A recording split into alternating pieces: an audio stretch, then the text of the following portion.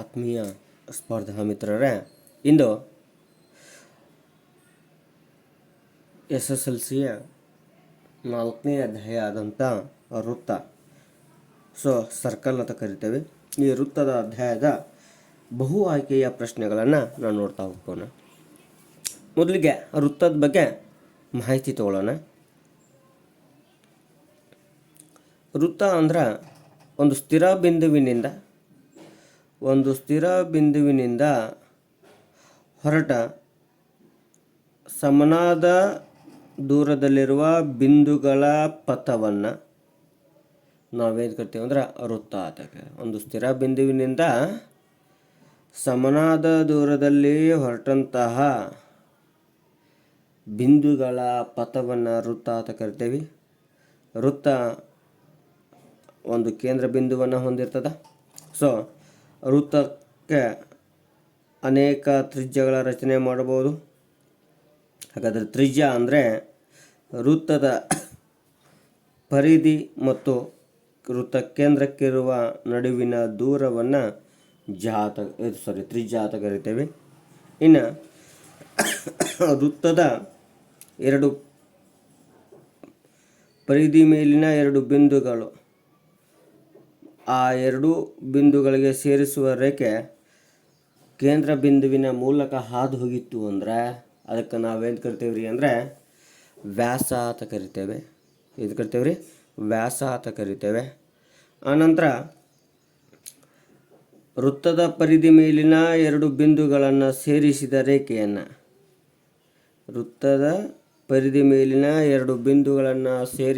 ರೇಖೆಯನ್ನು ನಾವೇನು ಕರಿತೇವೆ ರೀ ಅಂದರೆ ಝ ಕರಿತೇವೆ. ಹಾಗಾದ್ರೆ ಅತಿ ದೊಡ್ಡ ಝವನ್ನು ವ್ಯಾಸ ಅಂತ ಹೇಳ್ತೇವೆ. ಆನಂತರ ವೃತ್ತದ ವ್ಯಾಸ ಎಷ್ಟಾಗಿರ್ತದಪ್ಪ ಅಂದರೆ ತ್ರಿಜ್ಯದ 2ರಷ್ಟು ಇರ್ತದೆ. ವೃತ್ತ. ಇನ್ನು ವೃತ್ತದ ವಿಸ್ತೀರ್ಣ ಸೂತ್ರ ಅಂದರೆ ಪೈ ಆರ್ ಸ್ಕ್ವೇರ್. ಇನ್ನು ವೃತ್ತದ ಸುತ್ತಳತೆಯನ್ನು ನೋಡಿದಾಗ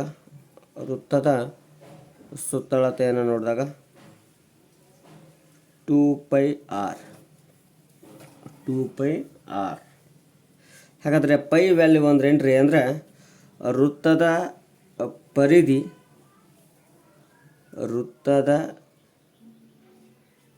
ಪರಿಧಿ ಡಿವೈಡೆಡ್ ಬೈ ವ್ಯಾಸವನ್ನು ಮಾಡಿದಾಗ ನಮ್ಗೆ ಏನು ಸಿಗ್ತದೆ ರೀ ಅಂದರೆ ಪೈ ಸಿಗ್ತದೆ. ಇದು ವೃತ್ತಕ್ಕಿರುವಂತಹ ಬೇಸಿಕ್ ಕಾನ್ಸೆಪ್ಟ್. ಇನ್ನು ಛೇದಕ ಅಂತ ಕರಿತೈತೆ ರೀ. ಛೇದಕ ಅಂದ್ರೆ ಏನು ನೋಡೋಣ. ಛೇದಕ ಒಂದು ಸರಳ ರೇಖೆ ವೃತ್ತವನ್ನು ಎರಡು ವಿಭಿನ್ನ ಬಿಂದುಗಳಲ್ಲಿ ಛೇದಿಸಿರುವ ರೇಖೆಯನ್ನು ವೃತ್ತಛೇದಕ ಅಂತ ಕರಿತೇವೆ. ಅಂದರೆ ಒಂದು ವೃತ್ತ ಐತಿ, ಆ ವೃತ್ತದ ಯಾವುದೇ ಎರಡು ಬಿಂದುಗಳನ್ನು ಛೇದಿಸಿ ಮುಂದೆ ಹೋಗಿರ್ಬೇಕು ರೀ ಇದು. ಹಾಗಾದರೆ ಈ ರೀತಿ ಇದಕ್ಕೆ ವೃತ್ತಛೇದಕ ಅಂತ ಕರಿತೇವೆ.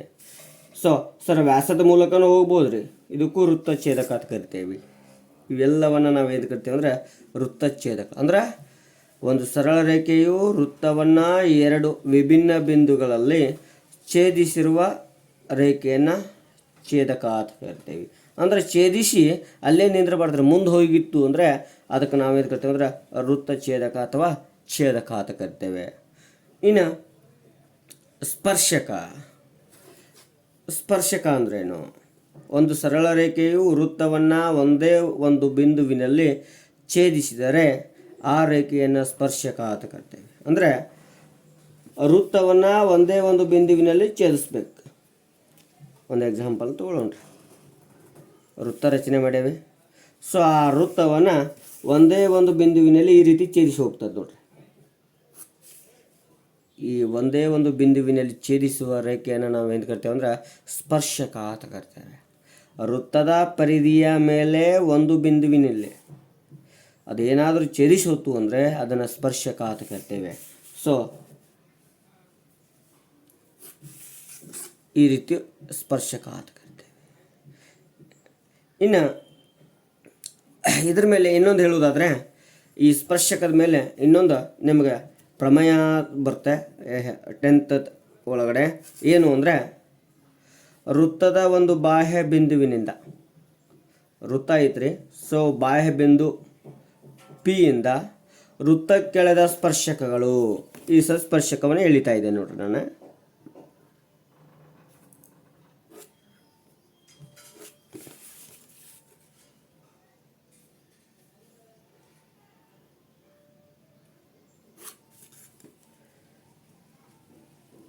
ಎ ಬಿ ನೋಡ್ರಿ, ಒಂದು ವೃತ್ತಕ್ಕೆ ಬಾಹ್ಯ ಬಿಂದುವಿನಿಂದ ಪಿ ಬಾಹ್ಯ ಬಿಂದು ಎಳೆದ ಸ್ಪರ್ಶಕಗಳು ಏನಾಗಿರ್ತಾವ ಅಂದ್ರೆ ಎ ಪಿ ಮತ್ತು ಬಿ ಪಿಗಳು ಸಮನಾಗಿರ್ತಾವ. ಎ ಪಿ ಮತ್ತು ಬಿ ಪಿಗಳು ಏನಾಗಿರ್ತಾವ? ಸಮನಾಗಿರ್ತಾವ. ಅಂದರೆ ಯಾವುದೇ ಒಂದು ವೃತ್ತ ತಗೊಳ್ರಿ, ಆ ವೃತ್ತಕ್ಕೆ ಒಂದು ಬಾಹ್ಯ ಬಿಂದುವಿನಿಂದ ಎಳೆದ ಎರಡು ಸ್ಪರ್ಶಕಗಳು ಯಾವಾಗಲೂ ಏನಾಗಿರ್ತಾವ ಅಂದರೆ ಸಮನಾಗಿರ್ತಾವ. ಆನಂತರ ಆ ಸ್ಪರ್ಶಕಗಳು ಕೇಂದ್ರದಿಂದ ರೇಖೆಯನ್ನು ಎಳೆದಾಗ ಅಲ್ಲಿ ಪರಿಧಿ ಮೇಲೆ ಲಂಬ ಕೋನವನ್ನು ಉಂಟು ಮಾಡುತ್ತವೆ. ಪರಿಧಿ ಮೇಲೆ ಎಳೆದೇವಿ ಅಂದರೆ ಅಲ್ಲಿ ಏನು ಉಂಟು ಮಾಡ್ತಾವೆ ಅಂದರೆ ಲಂಬ ಕೋನಗಳನ್ನು ಉಂಟು ಮಾಡುತ್ತವೆ. ಆನಂತರ ಇಲ್ಲಿ ಆ ಸ್ಪರ್ಶಕ ಮತ್ತು ವೃತ್ತ ಕೇಂದ್ರದಿಂದ ಎಳೆದ ತ್ರಿಜ್ಯಗಳ ಏನು ಉಂಟಾಗ್ತಾವೆ ಅಂದ್ರೆ ಒಂದು ಚತುರ್ಭುಜವನ್ನು ಉಂಟು ಮಾಡ್ತಾವೆ. ಸೊ ಆ ಕೇಂದ್ರ ಕೋನ ಮತ್ತು ಪರಿಧಿ ಕೋನ, ಕೇಂದ್ರ ಕೋನ ಮತ್ತು ಪರಿಧಿ ಕೋನ ಎರಡೂಗಳ ಮೊತ್ತ 180 ಡಿಗ್ರಿಗೆ ಸಮನಾಗಿರ್ತವೆ. ಕೇಂದ್ರ ಕೋನ ಮತ್ತು ಪರಿಧಿ ಕೋನಗಳ ಮೊತ್ತ 180 ಡಿಗ್ರಿಗೆ ಏನಾಗಿರ್ತದೆ ರೀ? ಸಮನಾಗಿರುತ್ತೆ. ಇದು ಏನು ಅಂದರೆ ಸ್ಪರ್ಶಕದ ಪ್ರಮೇಯ ಅಂತ ಬರುತ್ತೆ. ಆನಂತರ ನೆಕ್ಸ್ಟ್ ಸ್ಪರ್ಶಕ ಆಯಿತು. ಇನ್ನು ಅಸ್ಪರ್ಶ ಬಿಂದು. ಸ್ಪರ್ಶಕವು ವೃತ್ತವನ್ನು ಸ್ಪರ್ಶಿಸುವ ಬಿಂದುವಿಗೆ ಇಲ್ಲಿ ಏನು ಸ್ಪರ್ಶ ಮಾಡೈತಲ್ಲ, ಸೊ ಇದಕ್ಕೆ ನಾವೇನು ಕರಿತೇವೆ ಅಂದ್ರೆ ಸ್ಪರ್ಶ ಬಿಂದು ಅಂತ ಕರಿತೇವೆ. ಏನು ಕರಿತೇವೆ ರೀ? ಸ್ಪರ್ಶ ಬಿಂದು ಅಂತ ಕರಿತೇವೆ. ಇನ್ನು ನೆಕ್ಸ್ಟ್ ಪಾಯಿಂಟ್ ನೋಡಿದಾಗ, ವೃತ್ತವನ್ನು ಎರಡು ವಿಭಿನ್ನ ಬಿಂದುಗಳಲ್ಲಿ ಛೇದಿಸುವ ರೇಖೆಯನ್ನು ಛೇದಕ ರೇಖೆ ಅಂತ ಕರಿತೇವೆ. ನೆಕ್ಸ್ಟ್, ಯಾವುದೇ ಸ್ಪರ್ಶಕವು ವೃತ್ತದ ಒಳಗಿನ ಬಿಂದುವಿನ ಮೂಲಕ ಹಾದು ಹೋಗುವುದಿಲ್ಲ. ಅಂದ್ರೆ ಇಲ್ಲಿ ಏನು ಸ್ಪರ್ಶಕಗಳದಾವಲ್ಲ, ಇವು ವೃತ್ತದ ಒಳಗಿನ ಬಿಂದುವಿನ ಮೇಲೆ ಹಾದು ಹೋಗಲ್ಲ, ವೃತ್ತದ ಪರಿಧಿ ಮೇಲಿನ ಬಿಂದುಗಳಿಗೆ ಹಾದು ಹೋಗುತ್ತವೆ.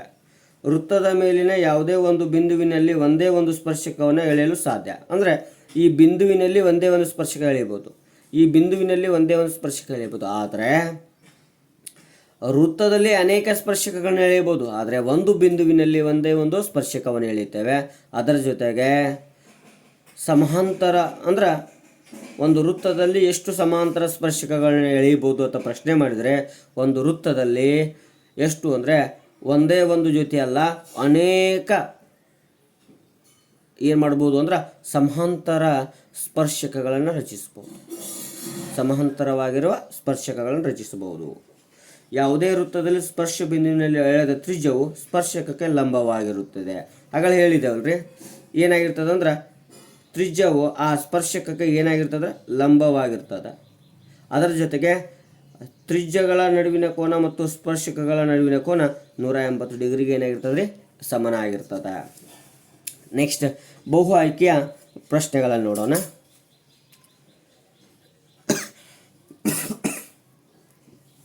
ವೃತ್ತದ ಮೇಲೆ ಎರಡು ಬಿಂದುಗಳನ್ನು ಸೇರಿಸುವ ರೇಖಾಖಂಡ. ವೃತ್ತದ ಮೇಲೆ ಎರಡು ಬಿಂದುಗಳನ್ನು ಸೇರಿಸುವ ರೇಖಾಖಂಡ. ನೋಡ್ರಿ, ವೃತ್ತದ ಮೇಲೆ ಒಂದು ವೃತ್ತವನ್ನು ರಚನೆ ಮಾಡೋಣ. ಆ ವೃತ್ತದ ಮೇಲೆ ಎರಡು ಬಿಂದುಗಳನ್ನು ಸೇರಿಸುವ ರೇಖಾಖಂಡ. ನೋಡ್ರಿ, ಎರಡು ಬಿಂದುಗಳನ್ನು ಸೇರಿಸುವ ರೇಖಾಖಂಡ ಬೇಕಾದಾಗಿರ್ಬೋದು. ಎರಡು ಬಿಂದುಗಳನ್ನು ಸೇರಿಸ್ಬೇಕಷ್ಟೇ ರೀ ಅದು. ಹಾಗಾದರೆ ಇವೆಲ್ಲವನ್ನು ನಾವೇನು ಅನ್ಬೋದು ಅಂದರೆ ಜಾತಕತೆ. ಛೇದಕ ಅಂದರೆ ಹಾದು ಹೋಗಬೇಕು, ಸ್ಪರ್ಶಕ ಅಂದರೆ ಒಂದೇ ಬಿಂದು ಇರಬೇಕು, ತ್ರಿಜ್ಯ ಅಂದರೆ ಕೇಂದ್ರ ಬಿಂದು ಮತ್ತು ವೃತ್ತದ ಪರಿಧಿ ಮೇಲಿನ ಒಂದು ಬಿಂದುವಿಗಿರುವ ದೂರ. ಆದರೆ ಅವ ಏನಂದನ್ರಿ 2 ಬಿಂದು ಅಂದಾನ ಅಂದ್ರೆ ಅಲ್ಲಿ 2 ಬಿಂದುಗಳನ್ನು ಸೇರಿಸುವಂಥ ರೇಖೆಯನ್ನು ನಾವೇನು ಕರಿತೀವಿ ಅಂದ್ರೆ ಝಾ ಅಂತ ಕರಿತೇವೆ. ಏನು ಕರಿತೇವೆ? ಝಾ ಅಂತ ಕರಿತೇವೆ. ಇನ್ನು ವೃತ್ತದ ಮೇಲೆ ಒಂದೇ ಒಂದು ಬಿಂದುವಿನಲ್ಲಿ ಸ್ಪರ್ಶಿಸುವ ರೇಖೆ. ವೃತ್ತದ ಮೇಲೆ ಒಂದೇ ಬಿಂದು, ಹಾಗಾದ್ರೆ ಇಲ್ಲಿ ಒಂದು ಯಾವುದಾದ್ರೂ ಬಿಂದುವಿನ ಮೇಲೆ ಹಾದು ಹೋಗ್ತಿರ್ತದೆ, ಒಂದೇ ಬಿಂದುವಿನ ಮೇಲೆ. ಹಾಗಾದ್ರೆ ಒಂದೇ ಬಿಂದುವಿನಲ್ಲಿ ಹಾದು ಹೊತ್ತು ಅಂದ್ರೆ ಅದಕ್ಕೆ ನಾವು ಛೇದಕ ಅನ್ನಕ್ಕೆ ಬರಲ್ಲ. ಛೇದಕ ಅಂದ್ರೆ 2 ಬಿಂದುಗಳ ಮೂಲಕ ಹಾದು ಹೋಗಬೇಕು. ತ್ರಿಜ್ಯ ಅಂದ್ರೆ ಅದು ವೃತ್ತ ಕೇಂದ್ರದಿಂದನೇ ಬರಬೇಕು. ವೃತ್ತಕಂಸ ಅಂದ್ರೆ ಈ ಪರಿಧಿ ಮೇಲಿರುವಂತಹ ಈ ಭಾಗ, ಇದನ್ನೆಲ್ಲ ಕಂಸ ಅಂತ ಕರಿಬೇಕು. ಆದರೆ ಒಂದೇ ಒಂದು ಬಿಂದು ಅನ್ನಂದ್ರೆ ಅಲ್ಲಿ ಯಾವುದು ಹೋಗ್ತದ್ರಿ? ಸ್ಪರ್ಶಕ ಹೋಗ್ತದ. ನೆಕ್ಸ್ಟ್, ಒಂದು ವೃತ್ತಕ್ಕೆ ಎಳೆಯಬಹುದಾದ ಗರಿಷ್ಠ ಸಮಾಂತರ ಸ್ಪರ್ಶಕಗಳ ಸಂಖ್ಯೆ. ನಾ ಹೇಳಿದ್ನಲ್ರಿ, ಗರಿಷ್ಠ ಸಮಾಂತರ ಸ್ಪರ್ಶಕಗಳ ಸಂಖ್ಯೆ ಎಷ್ಟು ಅಂದ್ರೆ 1 ಅಲ್ಲ, 2 ಅಲ್ಲ, 3 ಅಲ್ಲ, ಎಷ್ಟು ಎಳೆಯಬಹುದ್ರಿ? ಅಪರಿಮಿತವಾಗಿ ಎಳೆಯಬಹುದು. ಯಾವ ಸ್ಪರ್ಶಕಗಳು? ಸಮಾಂತರ ಸ್ಪರ್ಶಕಗಳು. ಎಷ್ಟು ಎಳೆಯಬಹುದು ಅಂದ್ರೆ ಅಪರಿಮಿತವಾಗಿ ಎಳೆಯಬಹುದಾಗಿದೆ. 4ನೇ ಪ್ರಶ್ನೆ ನೋಡಿದಾಗ, ಸ್ಪರ್ಶ ಬಿಂದುವಿನಲ್ಲಿ ವೃತ್ತ ಸ್ಪರ್ಶಕ ಮತ್ತು ವೃತ್ತದ ತ್ರಿಜ್ಯಗಳ ನಡುವಿನ ಏರ್ಪಡುವ ಕೋನ. ನೋಡ್ರಿ, ಸ್ಪರ್ಶ ಬಿಂದುವಿನಲ್ಲಿ ವೃತ್ತ ಸ್ಪರ್ಶಕ ಮತ್ತು ವೃತ್ತದ ತ್ರಿಜ್ಯಗಳ ನಡುವೆ ಏರ್ಪಡುವ ಕೋನ. ನಾ ಹೇಳಿದೆ ಏನು ಅಂದ್ರೆ, ಒಂದು ವೃತ್ತವನ್ನು ರಚಿಸಿದಾಗ ಅದಕ್ಕೊಂದು ಸ್ಪರ್ಶಕವನ್ನೇ ಎಳಿತಾ ಇದ್ದೇವೆ. ಆ ಸ್ಪರ್ಶಕವನ್ನು ಎಳೆದಾಗ ವೃತ್ತ ಕೇಂದ್ರ ಮತ್ತು ಆ ಸ್ಪರ್ಶಕಗಳ ನಡುವೆ ಉಂಟಾಗುವ ಕೋನ ಯಾವಾಗಲೂ ಏನಾಗಿರ್ತದೆ ಅಂದ್ರೆ ಲಂಬ ಕೋನವಾಗಿರ್ತದೆ. ಯಾವ ಕೋನ ಆಗಿರ್ತದೆ? ಲಂಬ ಕೋನ ಆಗಿರ್ತದೆ. ಹಾಗಾದ್ರೆ ಇಲ್ಲಿ ಸರಿಯಾದ ಉತ್ತರ ಆಪ್ಷನ್ ಸಿ ಆಗಿದೆ. ಆದರೆ ಸ್ಪರ್ಶಕಗಳ ನಡುವಿನ ಕೋನ ಮತ್ತು ವೃತ್ತದ ತ್ರಿಜ್ಯಗಳ ನಡುವಿನ ಕೋನ ಎಷ್ಟು ಡಿಗ್ರಿ ಸಮನಾಗಿರ್ತದೆ ಅಂದ್ರೆ 180 ಡಿಗ್ರಿ ಸಮನಾಗಿರ್ತದೆ. ಹಾಗಾದ್ರೆ ಸ್ಪರ್ಶ ಬಿಂದುವಿನಲ್ಲಿ ಅಂದಾನ ಅಂದರೆ ಇಲ್ಲೇ ಆಗ್ತದ್ರಿ. ಹೀಗಾಗಿ ಅಲ್ಲಿ ಉಂಟಾಗುವುದು ಎಷ್ಟು ಅಂದರೆ 90 ಡಿಗ್ರಿ. ಒಂದು ವೃತ್ತಕ್ಕೆ ಅದರ ಹೊರಗಿನ ಬಿಂದುವಿನಲ್ಲಿ ಎಳೆಯಬಹುದಾದ ಗರಿಷ್ಠ ಸ್ಪರ್ಶಕಗಳ ಸಂಖ್ಯೆ. ಒಂದು ವೃತ್ತಕ್ಕೆ ಅದರ ಹೊರಗಿನ ಬಿಂದುವಿನಿಂದ ಎಳೆಯಬಹುದಾದ ಗರಿಷ್ಠ ಸ್ಪರ್ಶಗಳ ಸಂಖ್ಯೆ. ಹಾಗಾದರೆ ಹೊರಗಿನ ಬಿಂದುವಿನಿಂದ ಅಂದರೆ ಒಂದೇ ಒಂದು ಬಿಂದು ಇರ್ತದೆ. ಆ ಬಿಂದುವಿನ ಮೂಲಕ ಗರಿಷ್ಠ ಎಷ್ಟು ಸ್ಪರ್ಶಕಗಳನ್ನು ರಚನೆ ಮಾಡ್ಬೋದು ಅಂದ್ರೆ ಒಂದೇ ಒಂದು ಸ್ಪರ್ಶಕವನ್ನು ರಚನೆ ಮಾಡ್ಬೋದು. ಎಷ್ಟು ಸ್ಪರ್ಶಕವನ್ನು ರಚನೆ ಮಾಡ್ಬೋದು ರೀ? ಒಂದು ಸ್ಪರ್ಶಕವನ್ನು ರಚನೆ ಮಾಡ್ಬೋದು. ನೆಕ್ಸ್ಟ್ 6ನೇ ಪ್ರಶ್ನೆ, ವೃತ್ತದ ಮೇಲಿನ ಒಂದು ಬಿಂದುವಿನಲ್ಲಿ ಎಳೆಯಬಹುದಾದ ಸ್ಪರ್ಶಕಗಳ ಸಂಖ್ಯೆ. ವೃತ್ತದ ಮೇಲಿನ ಒಂದು ಬಿಂದುವಿನಲ್ಲಿ ಎಳೆಯಬಹುದಾದ ಸ್ಪರ್ಶಕಗಳ ಸಂಖ್ಯೆ ಅದು ಕೂಡ ಒಂದೇ. ಯಾಕಂದ್ರೆ ಇಲ್ಲೂ ಕೂಡ ಒಂದು ಬಿಂದುವಿನಲ್ಲಿ ನಾನು. ಹಾಗಾದ್ರೆ ಒಂದು ಬಿಂದುವಿನಲ್ಲಿ ಎಷ್ಟು ಸ್ಪರ್ಶಕ ಹೇಳಿದೇವ್ರಿ? ಒಂದೇ ಒಂದು.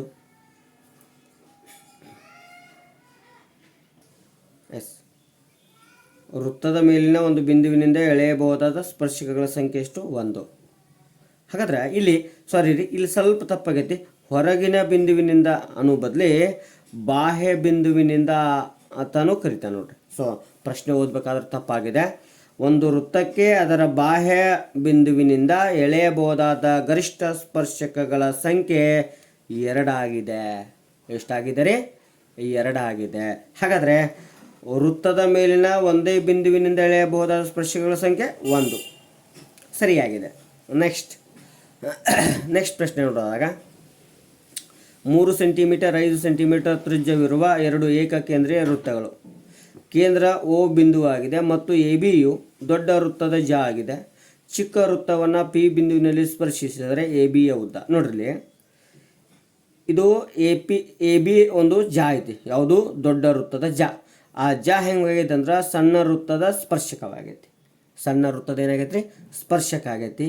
ಹಾಗಾದರೆ OA 5 ಸೆಂಟಿಮೀಟರ್ ಇದೆ, OP 3 ಸೆಂಟಿಮೀಟರ್ ಇದೆ.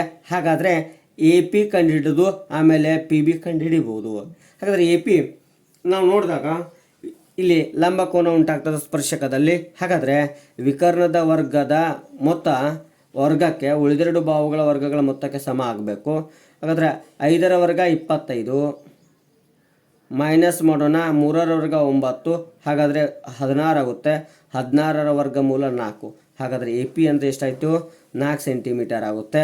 ಹಾಗಾದರೆ ಪಿ ಬಿ ಅಂದರೂ ಕೂಡ ಎಷ್ಟಾಗುತ್ತೆ 4 ಆಗುತ್ತೆ. ಹಾಗಾದರೆ ಟೋಟಲ್ ಆಗಿ 4 + 4 ಎರಡೂ ಸೇರಿದಾಗ ಎಷ್ಟು ಸೆಂಟಿಮೀಟರ್ ಆಗುತ್ತೆ 8 ಸೆಂಟಿಮೀಟರ್ ಆಗುತ್ತೆ. ಹಾಗಾದರೆ ಎ ಬಿಯ ಉದ್ದ 8 ಸೆಂಟಿಮೀಟರ್ ಇದೆ.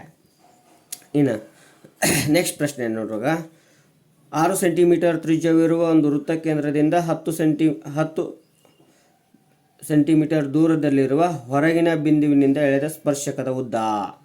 ಈ ಉದಾಹರಣೆ ಒಂದು ನೋಡೋಣ. ರೈಟ್, ಇಲ್ಲೈತಿ 6 ಸೆಂಟಿಮೀಟರ್ ಐತ್ರಿ.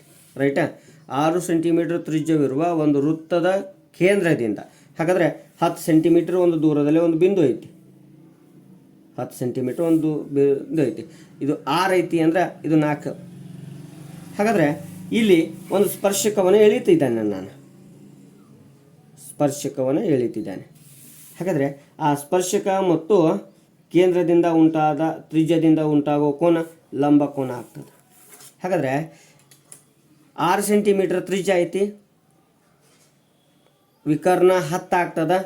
ಹಾಗಾದರೆ ಇದು ಎಷ್ಟು ಆಗ್ತದೆ ಅಂದ್ರೆ 10ರ ವರ್ಗ 100, 6ರ ವರ್ಗ 36. ಸೊ 10ರ ವರ್ಗದಲ್ಲಿ 6ರ ವರ್ಗವನ್ನು ಕಳೆದ್ರೆ 64 ಬರುತ್ತೆ. 64ರ ವರ್ಗಮೂಲ ಎಷ್ಟು ಅಂದರೆ 8. ಹಾಗಾದರೆ ಸ್ಪರ್ಶಕದ ಉದ್ದ ಕೂಡ 8 ಆಗುತ್ತೆ. ಇನ್ನು ನಾವು ಈ ರೀತಿಯಾಗಿ ಮಾಡ್ಬೋದು. ಅಥವಾ ಇನ್ನೊಂದು ಸೂತ್ರ ಇದೆ, ಏನು ಅಂದರೆ ಟ್ಯಾಂಜೆಂಟ್ ಅಂತ ಕರಿತೀವಿ. ಟಿ ಈಕ್ವಲ್ ಟು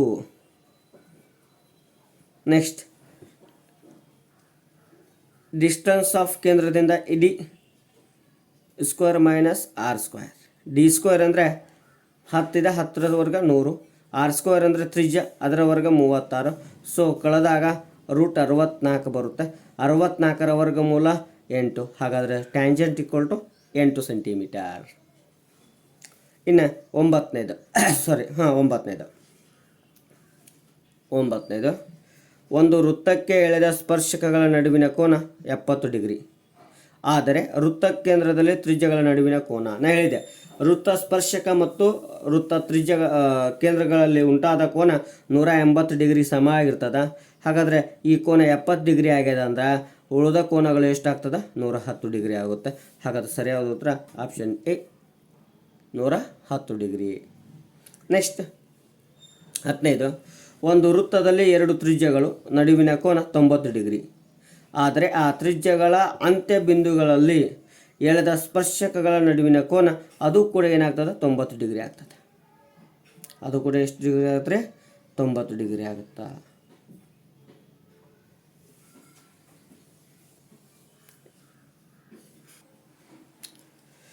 ಒಂದು ವೃತ್ತದಲ್ಲಿ ವ್ಯಾಸದ ಅಂತ್ಯ ಬಿಂದುಗಳಲ್ಲಿ ಎಳೆದ ಸ್ಪರ್ಶಕಗಳು ಪರಸ್ಪರ ಹೆಂಗಿರ್ತಾವ ಅಂದ್ರೆ ಸಮಾಂತರವಾಗಿರ್ತಾವೆ. ವೃತ್ತದ ವ್ಯಾಸದ ಅಂತ್ಯ ಬಿಂದುಗಳಲ್ಲಿ ಯಾವುದೇ 2 ಸ್ಪರ್ಶಕಗಳನ್ನು ರಚನೆ ಮಾಡಿದ್ದೀರಿ ಅಂದರೆ ಅದು ಯಾವಾಗಲೂ ಏನಾಗಿರ್ತಾವ ಅಂದ್ರೆ ಸಮಾಂತರವಾಗಿರ್ತಾವ. ಯಾಕಂದರೆ ಎರಡುಗಳ ನಡುವಿನ ದೂರ ಸಮನಾಗಿರ್ತದೆ. ಸೊ ಅಲ್ಲಿ ಸಮಾಂತರವಾಗಿರ್ತಾವ. ನೆಕ್ಸ್ಟ್ ಚತುರ್ಭುಜ ಎ ಬಿ ಸಿ ಡಿಯ ಒಂದು ವೃತ್ತದಲ್ಲಿ ಅಂತಸ್ಥವಾಗಿಸಿದೆ. A B plus C D ಆಗಿದೆ. ನೋಡ್ರಿ, A B plus C D ಆಗೈತಿ ಅಂದರೆ ಉಳಿದೆರಡು ಬಾಹುಗಳ ಮೊತ್ತಕ್ಕೆ ಅದು ಏನಾಗಿರಲೇಬೇಕು ಸಮ ಆಗಿರಲೇಬೇಕು. ಹಾಗಾದರೆ A D plus B C, A D plus B C, A D plus B C second one ಇದೆ. ಎರಡನೇ ಉತ್ತರ ಸರಿಯಾಗಿದೆ. ವೃತ್ತ ಕೇಂದ್ರವಿರುವ ವೃತ್ತಕ್ಕೆ ಪಿ ಕ್ಯೂ ಎಂಬುದು ಪಿ ಬಿಂದುವಿನಲ್ಲಿ ಎಳೆದ ಸ್ಪರ್ಶಕವಾಗಿದೆ. ಹಾಗಾದರೆ ಕೋನ್ ಒ ಪಿ ಕ್ಯೂ ಈಕ್ವಲ್ ಎಷ್ಟು ಡಿಗ್ರಿ ಅಂತಾನೆ. ಸೊ ಮೊದಲು ರಚನೆ ಮಾಡೋಣ, ಒಂದು ಚಿತ್ರವನ್ನು ತೆಗೀನು. ಆ ಚಿತ್ರ ತೆಗೆದ ಮೇಲೆ ನಮಗೇನಾಗ್ತದೆ ಅಂದ್ರೆ ಉತ್ತರ ಗೊತ್ತಾಗ್ತದೆ. ಚಿತ್ರ ತೆಗೀನು, ಮೊದಲಿಗೆ ಚಿತ್ರ ತೆಗೀನು. ಓ ಕೇಂದ್ರವಿರುವ ವೃತ್ತಕ್ಕೆ ಪಿ ಕ್ಯೂ ಒಂದು ಎಂಬುದು ಪಿ ಬಿಂದುವಿನಲ್ಲಿ ಎಳೆದ ಸ್ಪರ್ಶಕ.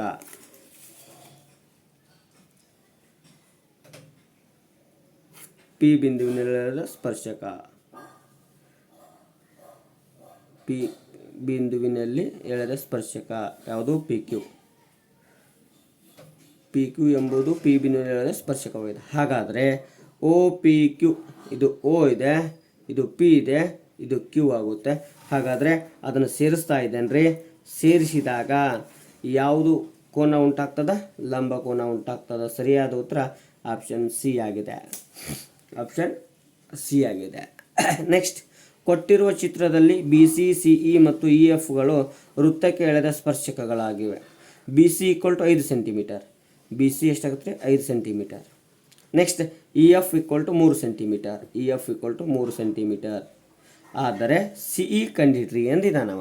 ಸಿ ಇ ನೋಡ್ರಿ, ಸ್ಪರ್ಶಕ ಬಾಹ್ಯ ಬಿಂದುವಿನಿಂದ ಎಳೆದ ಸ್ಪರ್ಶಕಗಳು ಸಮ ಆಗಿರ್ತಾವ ಅಂದ್ರೆ ಇದು ಕೂಡ 5 ಸೆಂಟಿಮೀಟರ್. ಇ ಎಫ್ಗೆ 3 ಸೆಂಟಿಮೀಟರ್ ಆದರೆ ಇ ಡಿ ಕೂಡ 3 ಸೆಂಟಿಮೀಟರ್ ಆಗುತ್ತೆ. ಯಾಕಂದರೆ ಬಾಹ್ಯ ಬಿಂದುವಿನಿಂದ ವೃತ್ತಕ್ಕೆ ಎಳೆದ ಸ್ಪರ್ಶಕಗಳು ಸಮನಾಗಿರ್ತಾವ. ಹಾಗಾದರೆ ಸಿ ಇ ಕೇಳಿದಾನ, ಎರಡನ್ನು ಸೇರಿಸಿ 5 ಸೆಂಟಿಮೀಟರ್ ಮತ್ತು 3 ಸೆಂಟಿಮೀಟರ್ ಸೇರಿಸಿದಾಗ 8 ಸೆಂಟಿಮೀಟರ್ ಆಗುತ್ತೆ. ಹಾಗಾದರೆ ಸರಿಯಾದ ಉತ್ತರ ಆಪ್ಷನ್ ಸಿ 8 ಸೆಂಟಿಮೀಟರ್ ಆಗಿದೆ. ಇನ್ನು 15ನೇ ಪ್ರಶ್ನೆ, ತ್ರಿಜ್ಯ 3 ಸೆಂಟಿಮೀಟರ್ ಹಾಗೂ ಓ ಕೇಂದ್ರವಿರುವ ವೃತ್ತಕ್ಕೆ 5 ಸೆಂಟಿಮೀಟರ್ ದೂರದಲ್ಲಿರುವ ಹೊರಗಿನ ಪಿ ಬಿಂದುವಿನಲ್ಲಿ ಸ್ಪರ್ಶಕ ಪಿ ಕ್ಯೂ. ಸೊ ಕ್ಯೂ ಬಿಂದುವಿನಲ್ಲಿ ಸ್ಪರ್ಶಿದೆ. ಹಾಗಾದರೆ ಪಿ ಕ್ಯೂನ ಉದ್ದ ಕೇಳಿದಾನ್ರಿ. ನೋಡ್ರಿ, ಇಲ್ಲಿ 5 ಇದೆ, ಇಲ್ಲಿ 3 ಇದೆ. ಸೊ 5ರ ವರ್ಗ 25, 3ರ ವರ್ಗ 9. 25ರಲ್ಲಿ 9ಅನ್ನು ಕಳೀರಿ, ನಮಗೇನು ಸಿಗುತ್ತೆ? 16 ಸಿಗುತ್ತೆ. 16ರ ವರ್ಗಮೂಲ 4. ಹಾಗಾದರೆ ಸರಿಯಾದ ಉತ್ತರ ಆಪ್ಷನ್ ಎ 4 ಸೆಂಟಿಮೀಟರ್. ಇನ್ನು 16ನೇ ಪ್ರಶ್ನೆ, ಟಿ ಪಿ ಮತ್ತು ಟಿ ಕ್ಯೂಗಳು ಓ ಕೇಂದ್ರವಿರುವ ವೃತ್ತಕ್ಕೆ ಎಳೆದ ಸ್ಪರ್ಶಕಗಳು. ಹಾಗಾದರೆ ಪಿ ಒ ಕ್ಯೂ 110 ಡಿಗ್ರಿ. ನೋಡಿರಿ, ಪಿ ಒ ಕ್ಯೂ 110 ಡಿಗ್ರಿ ಆದರೆ ಪಿ ಟಿ ಕ್ಯೂ ಕೇಳಿದಾನ. ಸೊ ಮೊದಲು ರಚನೆ ಮಾಡೋಣ, ಆಮೇಲೆ ಅದಕ್ಕೆ ಉತ್ತರ ಗೊತ್ತಾಗುತ್ತೆ.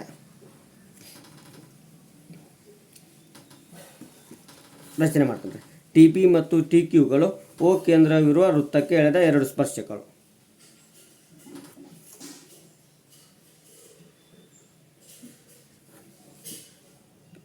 ಓ ಕೇಂದ್ರಕ್ಕೆ ಎಳೆದ ಪಿ ಕ್ಯೂ, ರೈಟ್. ಇನ್ನು ಪಿ ಒ ಕ್ಯೂ ಹಾಂ ಇಲ್ಲಿದೆ ನೋಡ್ರಿ. ಪಿ ಒ ಕ್ಯೂ 110 ಡಿಗ್ರಿ ಇದೆ. ಹಾಗಾದರೆ ಪಿ ಟಿ ಕ್ಯೂ ಸೊ ಇದು ಎಷ್ಟಾಗುತ್ತೆ ಅಂದರೆ 110 ಐತಿ ಅಂದರೆ ಇವೆರಡೂ ಕೋನಗಳ ಮೊತ್ತ 180 ಆಗುತ್ತೆ. ಹಾಗಾದರೆ 110 ಐತಿ ಅಂದರೆ ಉಳಿದು ಎಷ್ಟಾಗುತ್ತೆ? 70 ಆಗುತ್ತೆ. ಸೊ ಇಲ್ಲಿ ಸರಿಯಾದ ಉತ್ತರ ಆಪ್ಷನ್ ಬಿ ಇದೆ, ಕೋನ 70 ಡಿಗ್ರಿ. ನೆಕ್ಸ್ಟ್ 17ನೇ ಪ್ರಶ್ನೆ ನೋಡಿದಾಗ, ಪಿ ಕ್ಯೂ ಮತ್ತು ಪಿ ಆರ್ಗಳು ಓ ಕೇಂದ್ರವಿರುವ ವೃತ್ತಕ್ಕೆ ಎಳೆದ ಸ್ಪರ್ಶಕಗಳದಾವ. So Q P R equal to 50 degree. ಆದರೆ ಕ್ಯೂ ಒ ಆರ್ ನೋಡ್ರಿ, ಯಾವುದು? ಕ್ಯೂ ಪಿ ಆರ್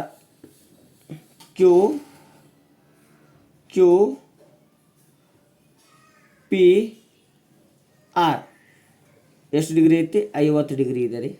ಹಾಗಾದರೆ ಕ್ಯೂ ಒ ಆರ್ ಎಷ್ಟು ಡಿಗ್ರಿ ಆಗುತ್ತೆ? ಹಾಗಾದರೆ 180ರಲ್ಲಿ 50 ಕಳೀರಿ, ಎಷ್ಟು ಉಳಿತದೆ ಅಂದ್ರೆ 130 ಡಿಗ್ರಿ ಉಳಿಯುತ್ತೆ. ಆಪ್ಷನ್ ಎ ಏನಾಗಿದೆ? ಸರಿಯಾಗಿದೆ.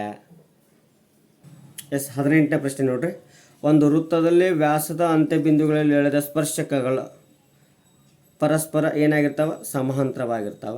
ಸೊ ಕೊಟ್ಟಿರುವ ಚಿತ್ರದಲ್ಲಿ ಪಿ ಬಿ ಯು ಎ ಕೇಂದ್ರವಿರುವ ವೃತ್ತಕ್ಕೆ ಎಳೆದ ಸ್ಪರ್ಶಕ ಎ ಬಿ ಪಿ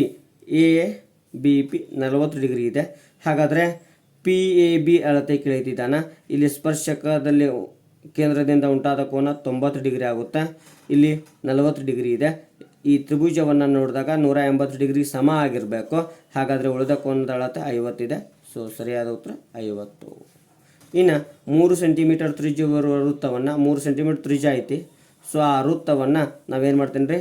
ಚೌಕದಲ್ಲಿ ಅಂತಸ್ಥವಾಗಿರ್ತೀನಿ ರೀ. ಹಾಗಾದರೆ ಆ ವ್ಯಾಸ ಎಷ್ಟಾಗುತ್ತೆ ಅಂದರೆ 6 ಆಗುತ್ತೆ. ಸೊ ಆ 6 ಚೌಕದ ಬಾಹುವಿಗೆ ನೋಡಿದಾಗ ಸಮಾಂತರವಾದಂತಹ ರೇಖೆ ಆಗುತ್ತೆ. ಸೊ ಅದು 6 ಇದ್ದರೆ ಇದು ಕೂಡ ಎಷ್ಟಾಗುತ್ತೆ? 6 ಆಗುತ್ತೆ. ಹಾಗಾದ್ರೆ ಪ್ರತಿ ಚೌಕದ ಬಾವಿನ ಅಳತೆ 6 ಸೆಂಟಿಮೀಟರ್ ಇರುತ್ತೆ. 6 ಅಂದರೆ ಸುತ್ತಳತೆ ಎಷ್ಟಾಗ್ತದೆ ಅಂದ್ರೆ 6 + 6 12, 12 + 6 18, 18 + 6 24. ಸರಿಯಾದ ಉತ್ತರ 24. ಹಾಗಾಗಿ ಇಲ್ಲಿವರೆಗೂ ನಾವು ವೃತ್ತದ ಮೇಲಿರುವಂತಹ ಬಹು ಆಯ್ಕೆಯ ಪ್ರಶ್ನೆ ಮತ್ತು ವೃತ್ತದ ಕೆಲವು ಅಂಶಗಳನ್ನು ನೋಡಿದ್ದೇವೆ. ಇನ್ನು ವೃತ್ತದ ಇನ್ನೊಂದು ಕೆಲವು ಅಂಶಗಳನ್ನು ನಾವು ಒಂದು ಸ್ವಲ್ಪ ನಿಮ್ಗೆ ಏನು ಮಾಡ್ತೀನಿ ಅಂದರೆ ಹೇಳ್ಕೊಡ್ತಾ ಇದ್ದೀನಿ ನೋಡ್ರಿ. ಇಲ್ಲಿ 9th ಬರುತ್ತೆ. ಹಾಗಾದರೆ ಅವುಗಳು ಏನಂತ ತೋರಿಸ್ತಾ ಇದೆ ನೋಡ್ರಿ. ಅಲ್ಲಿ ವೃತ್ತ ಇದ್ದರೆ ಸೊ ವೃತ್ತದ ಪರಿಧಿ ಮೇಲೆ 2 ಕಂಸಗಳನ್ನು ಎಳೆದೀವಿ ಅಂದ್ರೆ ಇದಕ್ಕೆ ನಾವು ವೃತ್ತ ಕಂಸ ಅಂತ ಕರಿತೀವಿ. 2 ಕಂಸಗಳನ್ನು ಎಳೆದ್ರೆ ಏನಾಗ್ತದ್ರಿ, ಇದು ವೃತ್ತ ಕಂಸ ಆಗುತ್ತೆ. ನೆಕ್ಸ್ಟ್ ಇದನ್ನು ಲಘು ವೃತ್ತ ಕಂಸ ಅಂತೇವೆ. ಇನ್ನು ಉಳಿದ ಭಾಗವನ್ನು ಅಧಿಕ ವೃತ್ತ ಕಂಸ ಅಂತ. ವೃತ್ತದ ಪರಿಧಿ ಮೇಲೆ 2 ಕಂಸ ಎಳೆದೀವಿ ಅಂದರೆ ಆ ಭಾಗವನ್ನು ವೃತ್ತ ಕಂಸ ಅಂತೇವೆ. ಕಡಿಮೆ ಇತ್ತು ಅಂದರೆ ಲಘು ವೃತ್ತ ಕಂಸ, ಹೆಚ್ಚಿತ್ತು ಅಂದರೆ ಅಧಿಕ ವೃತ್ತ ಕಂಸ ಅಂತೇವೆ. ಇನ್ನು ವೃತ್ತ ಕಂಸ ಮತ್ತು ಜಾದಿಂದ ಉಂಟಾದ ಭಾಗವನ್ನು, ವೃತ್ತಕಂಸ ಮತ್ತು ಜಾದಿಂದ ಉಂಟಾದ ಭಾಗವನ್ನು ನಾವೇನು ಕರಿತೀವಿ ಅಂದರೆ ವೃತ್ತಖಂಡ ಅಂತ ಕರಿತೀವಿ. ಏನು ಕರಿತೀವಿ ರೀ, ವೃತ್ತಖಂಡ. ಕಡಿಮೆ ಇರುವ ಭಾಗವನ್ನು ಲಘು ವೃತ್ತಖಂಡ ಅಂತೇವೆ, ಹೆಚ್ಚಿರುವ ಭಾಗವನ್ನು ಅಧಿಕ ವೃತ್ತಖಂಡ ಅಂತೇವೆ.